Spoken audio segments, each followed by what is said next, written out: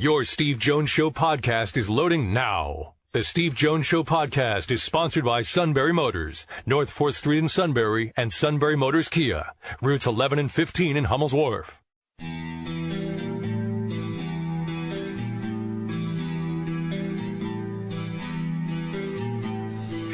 Sports talk where your voice counts. This is the Steve Jones Show on News Radio 1070 WKOK. Now, from the Sunbury Motors Studio, here's Steve Jones. Welcome. Great to have you with us here on News Radio 1070 WKOK. And today's show is brought to you by our good friends at Sunbury Motors, 4th Street in Sunbury. Sunbury Motors Kia, routes 11 and 15 in Hummel's Wharf. Fun show coming up for you today. First of all, we'll have Patrick Chambers, the head basketball coach of the Nittany Lions. Actually, the Coaches versus Cancer drawing is coming up tonight, the reverse drawing at Medler Field, Lebrano Park. We'll talk to him a little bit about that. It's a major fundraiser for Coaches versus Cancer, but we're also going to talk to him about the Nittany Lion basketball team. They're getting ready to go to training camp the end of next week, and he's got a pretty good basketball team coming back. We'll talk with Patrick Chambers in just a few minutes. Then Tim Brando, our interview from the other day, very popular. A lot of people say they'd like to hear it again. We're going to hear Tim Brando coming up in the 3:35 half hour. Then Brian Barnhart, the play-by-play voice of Illinois football, is going to join us at 4:06 today to preview tomorrow night's game with the Illini. And then Neil Coulon. We heard from Ron Cook yesterday. We're going to hear from Neil Coulon today about his perspective as to why the Steelers have struggled out of the gate. And they have struggled out of the gate, without a doubt. They have struggled out of the gate. We'll get Neil Coulon's perspective. Neil, of course, with USA Today. So that's the show we have going on for you today. It is interesting, and I've related the story before, but I'll do it again. Friday night, I don't think Penn State's played a Friday game since 1991 at Pitt. Probably sounds right. They played on a Friday. Maybe even longer than that. But that's the last time they played on a Friday. Yet one of the more significant games in the history of Penn State football was played on a Friday. Joe Paterno was a young coach in 1967. In 1966, his initial season as the head coach, Penn State, like Rip Engel's last season, had gone 5-5. So they opened the season, I believe, with Navy, and Navy beat them. And so here's Joe Paterno, 11 games into his career with a 5-6 record. They went to Miami to play in the Orange Bowl on a muggy, humid Friday night. And so he made the decision, look, I'm going to start playing the guys I recruited. The guys I had that couldn't play as true freshmen the year before because freshmen weren't eligible. So one by one, he started putting the sophomores that he had recruited into the game, the guys he recruited as freshmen the year before. And Penn State won the game. Now, the 67, 68, and 69 teams are going to be saluted at the Iowa game coming up next month because that win over Miami was incredibly significant, and it opened the door eventually to a 31-game unbeaten streak, and it opened the door to a dynasty. A Friday night game at Miami in September of 1967. Just a little slice of history to add into what we're going to see tomorrow night. All right, coming up, Patrick Chambers. We'll talk to the head basketball coach of the Nittany Lions as we continue on News Radio 1070 WKOK, brought to you by our great friends at Sunbury Motors.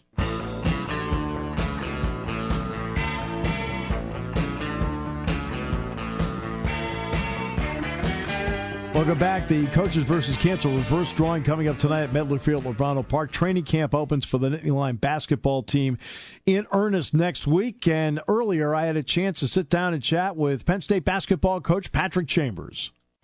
I'm here, buddy. You can hear me now. We're back together. The band is back together. Let's start with this. I want to. Thursday night is going to be the reverse drawing for Coaches versus Cancer. A car is going to be given away, and it's a limited number of tickets. It's only 400. Only 400. Right, and with that in mind, it's been highly successful. But this is part of the year-round Coaches versus Cancer effort that we have here. Yeah, there's no doubt. I mean, there's just more than the reverse card drawing, which is the premier event, along with the CVC golf outing. Right. I mean, those two events are fantastic, but there's other things that these guys are doing. There's spikes, there's the expo, there's the 5K. I mean, it's an all year around thing, and we're partnered with Bestwick Foundation, and they do a ton of things throughout the year with Jamie and Kerry and Steve Greer. So it's a great partnership.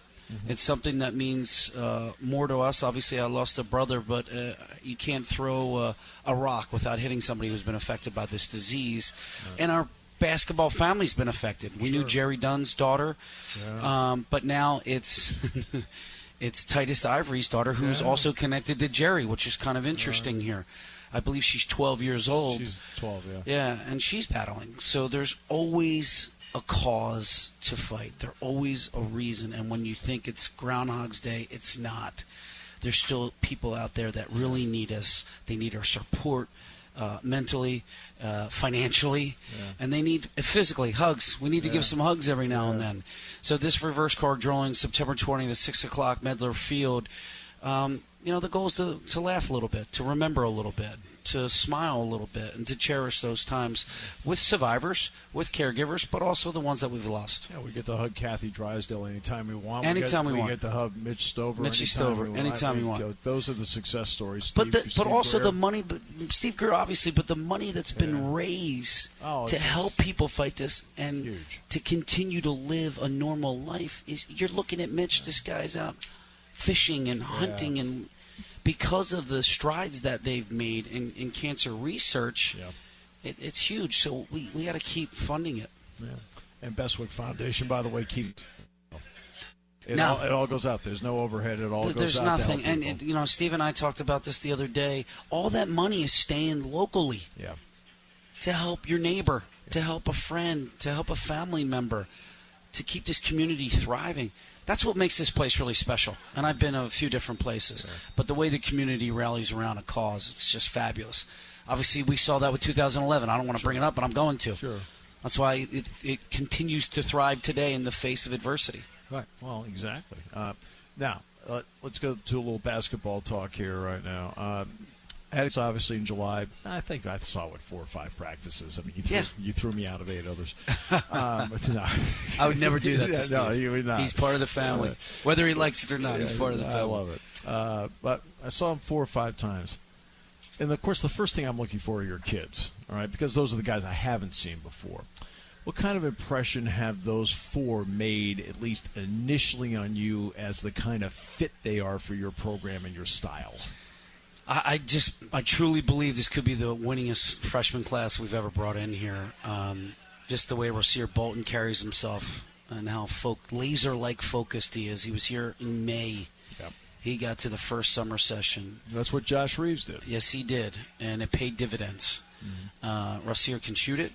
He can play the point. He can play off the ball. He's doing a better job defending because that's all. He's an elite athlete. I don't think people talk about enough how he can go down the lane and dunk on somebody, which is kind of like, why are you saying that? Well, I'm telling you because he's a freak athlete. Yeah. And be on the lookout for some lobs for him. Tremendous player, and he's a jet too. He's not as fast as Jamari, say, but he's not. He's maybe a half a step behind. Yeah. Miles Dredd absolutely shoots it like you think he shoots it, and he's got a Big Ten ready body. Both Rasir and Miles, I think, have Big Ten ready bodies. And I'll say this about Miles. He committed a long time ago. And people came at him in droves to make him change, and he never wavered. Don't take any stock in the ESPN Top 100 anymore because it's very political driven. Sure. Which is sad to say. Right. You add a star because somebody says, I need a favor. Yeah. This kid should have been a top 100 player. Yeah. He was the all-Met player in D.C. Yeah, at Gonzaga. Yep. Big time. He was the MVP of the D.C. area. Yeah. Come on, what are we talking about here? It's a small population. Do you know how many great players are in D.C.? It's a small population. It's ridiculous. So I don't. You know what? I used to hold a lot. It used to carry a lot of weight with me. It doesn't anymore. And Miles Dredd has proven that. Rasir Bolton has proven that. And to talk about our freshmen, MJ, Marion Jones, he's the highest ranked out of all of them. Of all of them. He was a top 100 player. He was in the 80s, I believe, and he was supposed to go to Tubby Smith in Memphis. Tubby gets let go. it kind of falls in our lap. It was another John Hara, right? We got a little bit lucky, but our hard work pays off because of relationships. Yeah. I thought up there. Yep. And we got a kid who can flat out get, if I may say, buckets. Yeah. He knows how to score the ball. Yeah. He's an elite finisher. He's one of the few that can come in and get a three as well, get a three off. End of a clock. He's tremendous in the ball screen. Really excited about him. And he gets his own shot. I mean, you need that at the end of a clock. He gets his own shot. That's what Tony Carr did a great job of, and that was going into the season. Who's going to be able to get me a shot? Yeah. Who's going to be able to make a chances in the Big Ten are ridiculous. They're tremendous. Yeah. But who's going to be able to make a play or make a shot? And this kid can do it. He can really do it. And then DK, you're just going to love his intelligence. He's got a high IQ. He shoots the heck out of the basketball. He's every bit of 6'7", and he's really a point forward. Well, he can see the entire floor because he's 6'7". Absolutely. And he has great instincts on the defensive end. What he lacks in maybe lateral quickness, he has an intelligence. He makes up in his instincts. So these 4 kids that we brought in can all shoot the basketball. You're at a point now where you know what your culture is, and you've established it. You also know the kind of player that you want. So how important is a coach's instinct and eye versus what stars and numbers tell you? Yeah, it goes back to everybody gets caught up in the stars and top 100, and I think I fell prey to that a few years back. But now I've been doing it long enough where I can see this is what we need. Yeah. We absolutely had a plan for Tony to leave. We were prepared for it. Now we prepared with Isaiah Brockington sitting out. We're ready for Josh Reeves' departure. Because he's the next guy in that spot. And you can see when he plays, he is. There's no doubt. He's really similar in a lot of ways. Yep. Not just because he's a lefty. Right. He has a higher vertical than Josh. Yeah. Yeah. I mean, that's what is that? That's ridiculous. That's ridiculous. Yeah. And his speed and his toughness and his mental conditioning is outstanding. See, he's going to make Josh better by playing against him. 100%.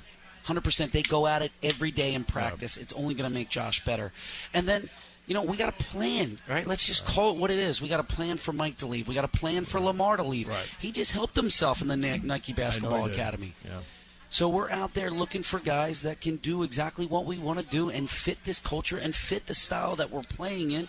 Because I think over the last couple of years, we've really found our niche. We found our way.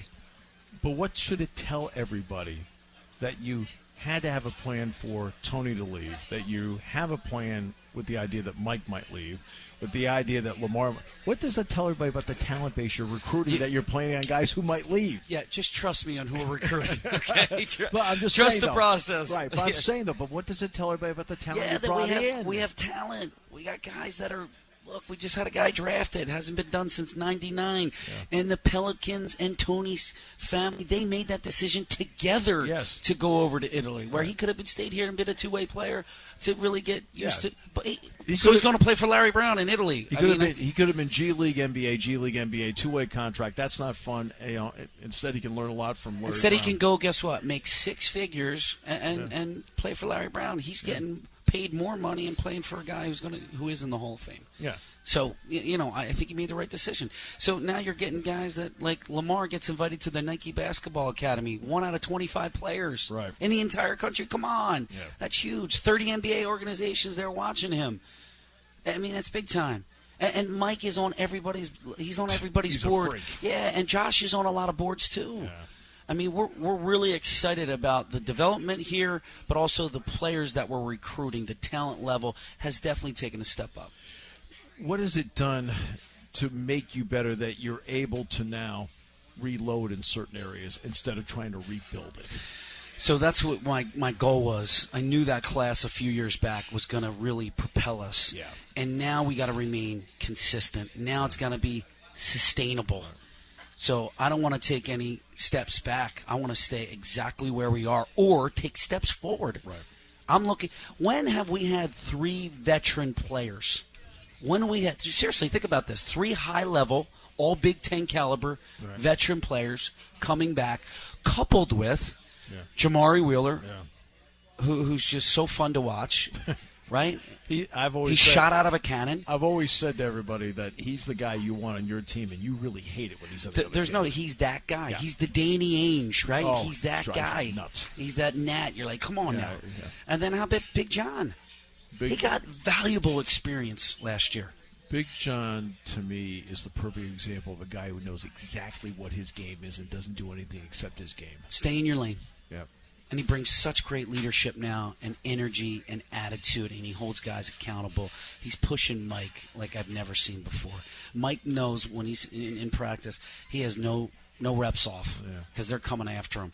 So you got guys with quality minutes. And, Davis is my MacGyver, right? When there's a hole, when there's a hole or there's a leak. Yes, that's right. I used the MacGyver reference. I use the Danny Ainge reference. I'm showing my age these days. But he's my MacGyver. I started him Ohio State, at Ohio State, which we won, by the way. I didn't know if you know that. I think I was a witness. Yeah, he had 5 points on back-to-back shots at 2 and a 3. Huge, and they were huge, and we needed them. We needed them. I remember the game. Yeah, so to be able to plug him in is great. So I really like the versatility of our team. I really love the depth. I think I'm going to have an issue. We have too many guys, which is exciting to say because now if we have an injury, we have guys to plug in. And when we go to our bench, we're coming off with really good shooters, elite shooters. Somebody can put the ball in the basket.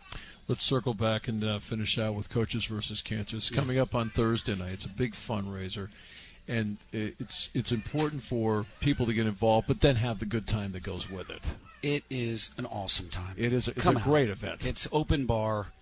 There's only 400 tickets. Let's just keep reminding people of that. There's only 400 tickets. Right. So you have an incredible chance to win this car, which is a beautiful car. Right. I just saw it the other day. I took a video with it the other day. It's a beautiful black Jeep. It's just incredible. It's really beautiful. So you can walk out with that. There's other fun games and prizes. Yeah. The food, Danny Rallis does an incredible job. It's so good. I mean, it's kind of weird. The majority of the people hang out by the kitchen. Yeah. It's like the congregation's over here. There's a few people over here, but they're hanging out by the kitchen because they want that lobster on the way out, or they want that great filet on the way out. But it's the community, and everybody enjoys each other's company. We can have some good laughs, a lot of fun. So come out, enjoy a great night. We'll be there. My staff will be there. Steve will be there. A lot of super terrific people, and it's a great, amazing cause. We've already raised $3.5 million. And think about that, $3.5 million in this community. The generosity is just through the roof. Let's do it one more night. And it's all been funneled in the right direction. 100%. And that's the big part of it. You have a business trip you have to make. We'll leave it at that. It is a business trip. Thank you. So I'll let you We're get keep to the plugging plane. away here. Thank you, Mr. Jones. Thanks for having me on, guys. Hey. Penn State basketball coach Patrick Chambers. Again, the reverse drawing tonight, Medler Field, Lebrano Park. Somebody's going to win a car, but the beneficiary will be the Bestwick Foundation and Coaches versus Cancer. And there's no overhead when it comes to the Bestwick Foundation. Every dime they get is given out. And ask for better than that when it comes to a charity.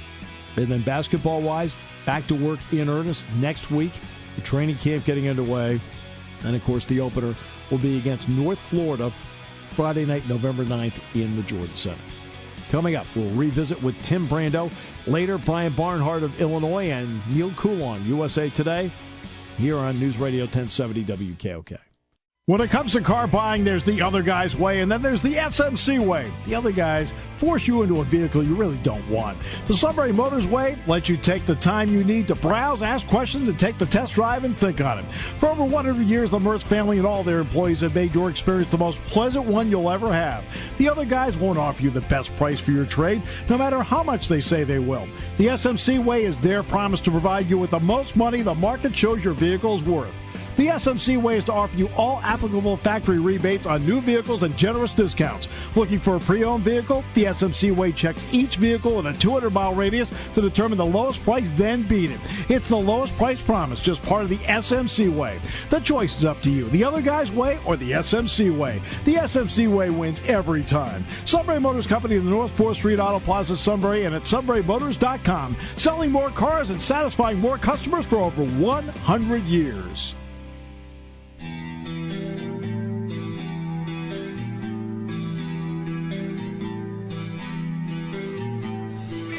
Sports talk where your voice counts. This is the Steve Jones Show on News Radio 1070 WKOK. Now from the Sunbury Motors Studio, here's Steve Jones.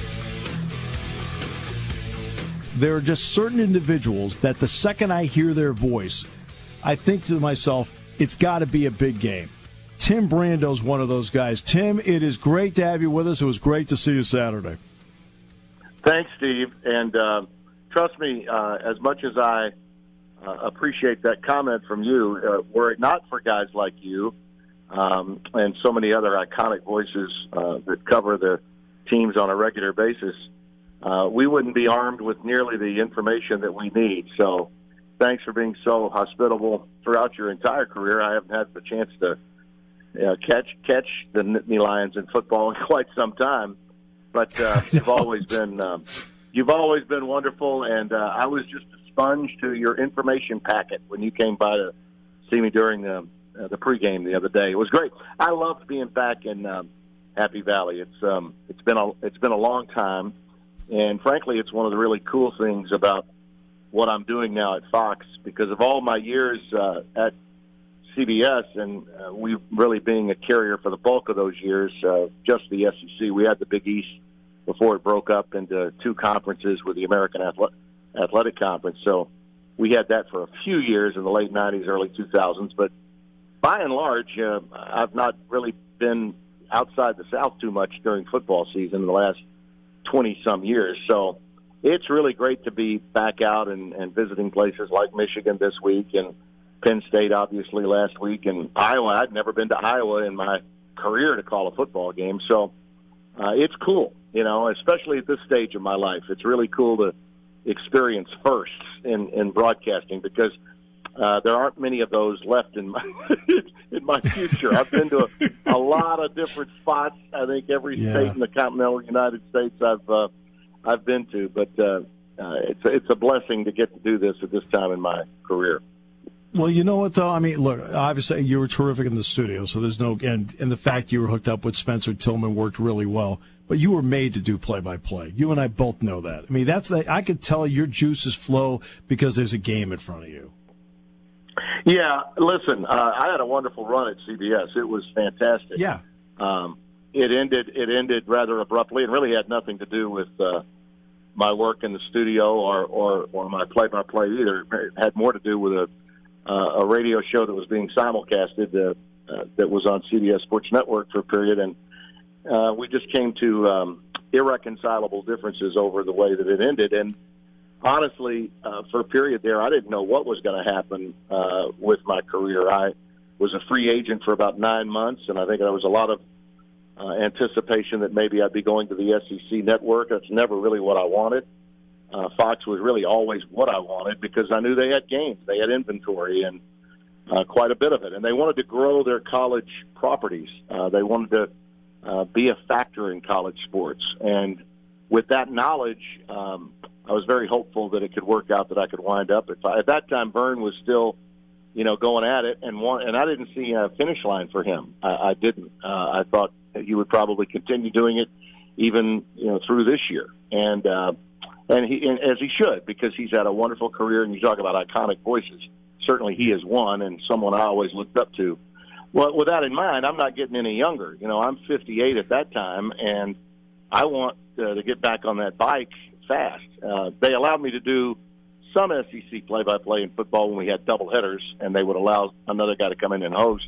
But that wasn't enough for me. I really wanted to get back out there. And I hear this from people all the time. Gosh, you sound so happy. You sound so energized. And the answer to that is I am. I sound that way because I am, because throughout my career, and it's been both a blessing and a curse, when you have made your name in so many respects as a studio host, it can work against you long term when you're chomping at the bit to get out to call college football games. And I just never did a full schedule of games, with the exception of my first year away from College Game Day back in '89, when Vince Dooley and I were paired together at ESPN. And that year, of course, we did Penn State, West Virginia at Happy Valley, and then we had Coach Paterno's team in the Holiday Bowl in that epic matchup with BYU. Yes. 50-39, when Gary Brown literally stole the ball out of the hands of Ty Detmer, took it back the other way.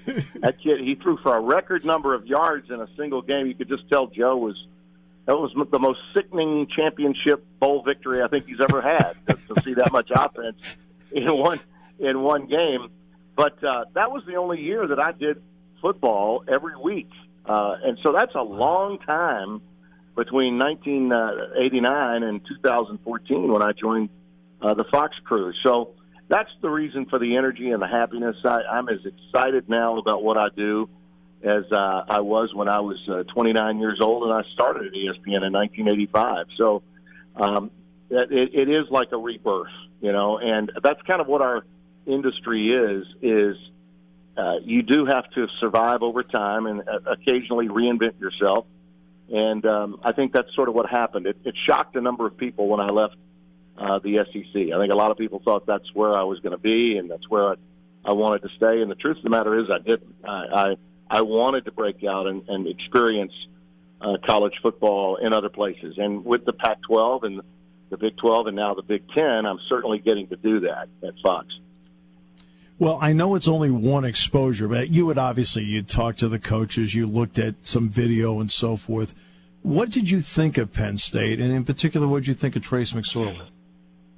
Well, I mean, I think I'm getting a lot of pushback from Oklahoma fans on Twitter because of my digital leap and saying he's this year's Baker Mayfield. I think you may have seen that. The folks at Fox Digital asked me to do a commentary each week for about 60 seconds, talk about whatever you really want to talk about at the end of a game. And so being at Penn State for the first time in such a long period and then understanding where they are in the landscape of the Big Ten this year, fans have a way, especially after week one, of really putting too much stock in what they witness. And I think that was to the detriment of the image of Penn State after the game with App State. And those of us that have been around long enough know that Appalachian State's a pretty good team. They've got some history, just ask Michigan. And there's a lot of newbies around Trace McSorley. And when you've got that many new guys to replace, and especially the running back situation by committee behind Saquon, and now I think the feature back really does appear to be Miles Sanders, but all these other guys, Slade and Allen, are getting their time. Gesicki being gone, now you got to find a new tight end. You got really three of them, only two played last week. I just loved what I saw. And now, granted, that's not the toughest competition you're going to play. You'll have, I think, a more game opponent on the road at Illinois on Friday. But I think the timing of the scheduling here and also the placement of teams is right in Penn State's wheelhouse. Now, you get Ohio State on a whiteout game with an extra day to prepare after you play Illinois, and I know if James is listening, he's throwing stuff at his radio right now, but because all his focus is on Illinois.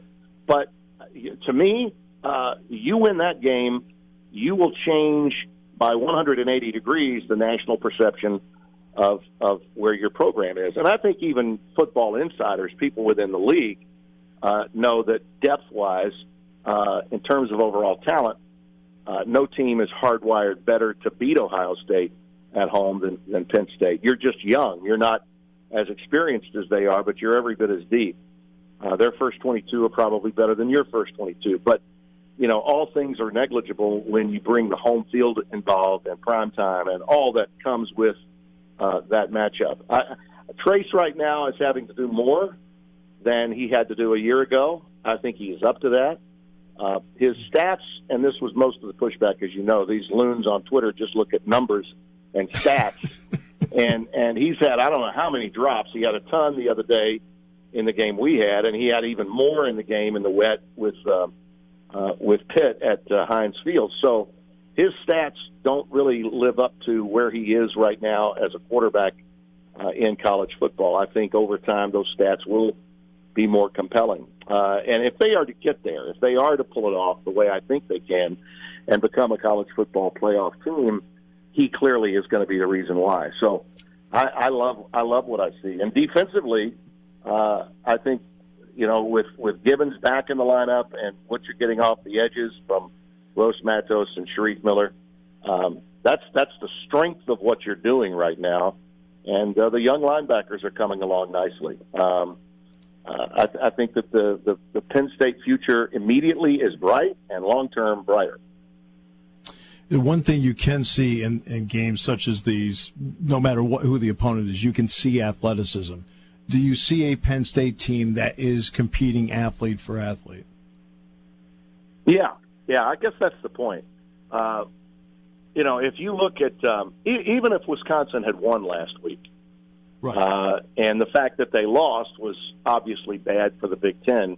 It was a bad weekend for the Big Ten. Horrible. Maryland losing to Temple, Wisconsin losing to BYU, Northwestern losing to the Fighting Terry Bowdens of Akron. God, if I just had that Nebraska-Akron game now to open the season, right? If we had just had that game instead of a touchback and then lightning and we didn't get to play the game. And Nebraska's 2 losses, by the way, are against pretty good teams without their quarterback and playing a walk-on out there. So, and by the way, I'll just give you a little scoop. I do think Martinez is going to go. They're saying it's game time decision, but I think Martinez will go at Michigan on Saturday, and that could be a hell of a game. And a lot I agree, and I'm with you, Tim. Yeah, Jack Ham and I watched a little bit of the Colorado game with Martinez out there. He is a big difference maker for them. Oh, no doubt. I mean, and he's got to carry that team right now. But it was a bad week for the Big Ten. And but even if Wisconsin had won, and let's say Iowa continues to win, let's say they beat Wisconsin this week, okay? There are limitations to what these teams can do athletically, especially in trying to match up with Ohio State. That's not true with Penn State. You got the same kind of dudes they got. The only difference is your dudes haven't played as much. So I think that's what makes me feel so positively that Penn State's in a really good position. I'm not saying it's a must-win, but I say you can win that game. I don't know that I would say that in Week 5 of the season about any other Big Ten team against Ohio State right now, other than Penn State. And this goes back to just the job done from a recruiting standpoint in Pennsylvania, back to northern Jersey. You just have that look about what great Penn State teams in the past looked like. And now you're even quicker because of the style of offense and the RPOs that have been installed by James and his able staff. I really think when I look at a guy like Ricky Ronnie's taken over for Moorhead, so much of what was good about what Moorhead did is still there, but Ronnie's got some of his own little, being an old Cornell quarterback, he's got some little twists and turns of his own that he's instituted. And, I think it's a refreshing offense to look at right now. And the deep shots, those early deep shots that they're willing to take will be exactly what you have to do to loosen up the Buckeyes defensively. And look, Ohio State without a couple of turnovers late doesn't beat TCU. I don't know if you were watching that game as closely as I was, but talk about a bad week. Can you imagine if Ohio State had lost last week? Oh, they'd have to send a search party out for Jim Delaney. So,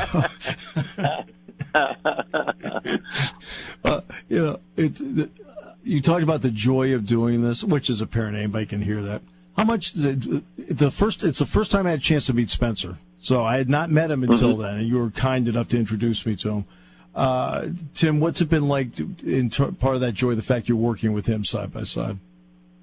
Well, he's the best friend that I have in my life as well as my profession. And it's not often in our business you're able to say that about somebody you work with. We've been together since '98 when he joined the studio at CBS after Craig James went to the NFL show and Lou Holtz took the South Carolina job. Spencer had been working, talk about investing in his career. He was still does live, his family in Sugar Land, Texas, right outside Houston.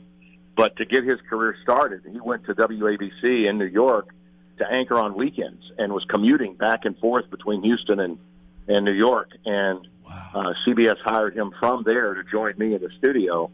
And he's just a remarkable guy, great man of faith, compassionate. He has 4 daughters. I have 2 daughters. They're really good friends. They all met when we were together on Thanksgiving weekends during college football in the old days at CBS. And when I left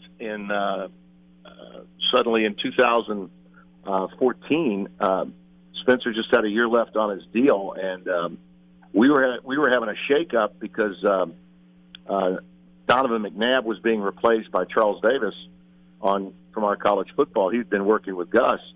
So Joel Klatt was going to move up and work with Gus, and I had just broken in Brady Quinn that first year. That was the first year Spencer and I had been away from one another.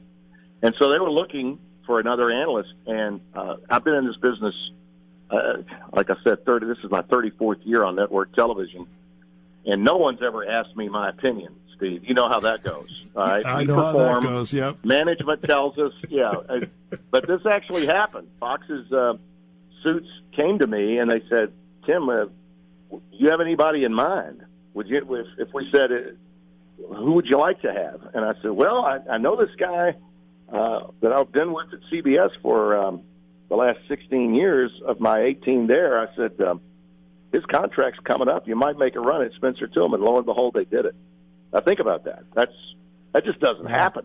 And and it did, and they reached out to him, and he came and like me, he wanted out of the studio too. He desperately wanted to go out and do games. He does Houston Texans preseason games in Houston. So he keeps up with both the NFL and college, and it's wonderful. My oldest daughter, Tiffany, who's 35, she would have been about 13 years old when she met Spencer, and fell in love with him. Called him Uncle Spence, and she was so moved by her relationship with him. When she married, she and her husband named their son, who's now 15 months old, Spencer, after you know who. So, which brought him to tears, and I gave him a little bit of a hard time. I said, so there was never, Tim was never considered. I mean, you never even considered going with your dad, which you'll hold over my head, big time. But that's how close we are. I've only had one friend in our industry that I had a relationship with that was as close to mine with Spencer, and that was John Saunders, who unfortunately passed away a little over 2 years ago. My colleague and friend from ABC and ESPN. We started at ESPN the same week. In fact, we were on the same press release when I moved up to Connecticut to do Sports Center and host College Game Day back in '86. I mean, Spencer's a guy that knows all my foibles. I know his. He's a friend that's so close that if there's an issue, whether it's with me or with someone else, he's going to give me the heads up. Hey, man, you need to be more aware of this or that. Good friends will not only tell you how much they love you, but they'll prove it by telling you where you need to get in line. We all have blind spots. Right. And it's that kind of friendship between the two of us. And so that means a lot. And makes the job really not a job. Just looking to get together with my guys every week. All those guys you met in the booth are dear friends of mine, and we have a 3-day football party each week. That's kind of the way we look at it. Well, we could do this probably for the next couple of hours here, because when we were in the booth on Saturday, we talked Sam Looklighter stories, Penn State, because we're two of the survivors of the Penn State Indiana game. God, poor Barry Parkhill. Oh God, Bruce Parkhill, Barry Parkhill. Every time I see Barry at Virginia talking about his brother, it's like, oh my God. Yeah. I mean, we survived that. So that came up. We didn't quite get into the tornado at the Georgia Dome you got through. We didn't get to that part. That's why. Well, trust me when I tell you, I am going to write a book as soon as I, finally make sure that I get the right guy to help me, because I have way too many run-on sentences to actually do it by myself. But once I do, that game definitely gets a portion of a chapter. The Penn State Indiana game. Raft and I always talk about that, and the tornado. That's a chapter. The 2008 SEC tournament, the Miracle 3 between Alabama and Mississippi. There's several of them out there. Who knew? Last year, right out of the chute, I'm doing basketball at Fox, and we've got that outside the line story on Nassar at Michigan State going on just as I'm about to do Izzo's team against Wisconsin. Now that's a chapter as well, let me tell you. So, but there's an old story. And Penn State was the next team in, right after Wisconsin. That's right. I was right behind you. The old Cowboy and my mentor as a broadcaster, Kurt Gowdy, who really helped me a lot along the way as I was coming up. And I named my little brother Kurt after Gowdy, and he knew that before he passed away. I remember Kurt saying to me, he said, "Kid, remember, when you're calling live sports, they don't pay you for what you do. They pay you for what you might have to do." And, that's right. That's so true. When you're doing a live event, you can't control the elements. You don't know what's going to happen, and circumstances surrounding the game and the game's environment can change. We had Spencer and I, in our first year together, had a game at Oklahoma State where some whacked out lady decided to drive a car and kill 3 people during a homecoming parade. Remember? And so Spencer and I had to get to the stadium. We had to walk over body bags. Now think about opening your show with a eulogy. I mean, with an obituary. The tone that you have to set when that goes on. There's no manual on how you do that. You just have to do it. You just have to find a way to do it. But again, Steve, that's one of the great things about what we do are the experiences that we go through and how we handle them. And I tell young broadcasters all the time, that's the big key is just be willing to adjust. Don't get too, remember that no matter what you're thinking the game's about, sometimes things go on that are bigger than the game, and you got to be mindful of that. Well, Tim, anytime I get to spend any time with you or talk with you, I consider it a privilege. So thanks so much, my friend, for just giving us a few minutes today. I really appreciated it. Happy to do it. You guys have a good time Friday, and I hope that we can get back there. And as I said, I really believe in this team. I picked them to be in the playoffs. I told Franklin this, by the way. I mean, he knows. So you know what his response was, by the way? You know what James said to me after I told him? He said, "My focus is on Illinois." My focus is on Illinois. I said, Illinois. Gee, that wasn't a predictable response. Thanks, James. Oh, God. You Thanks, care, Tim. Steve. Hey, good luck with the next one. I look forward to seeing you soon, I hope. You got it, buddy. Anytime. Tim Brando, Fox Sports. Next half hour, Brian Barnhart, the play-by-play voice of Illinois football and basketball, as we continue on News Radio 1070 WKOK, brought to you by Sunbury Motors.